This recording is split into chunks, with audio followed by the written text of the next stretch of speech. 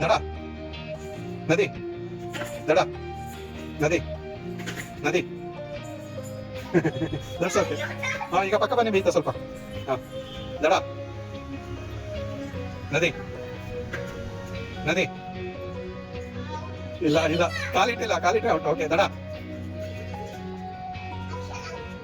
ನದಿ ನದಿ ದಡ ದಡ ನದಿ ದಡ ದಡ ಔಟ್.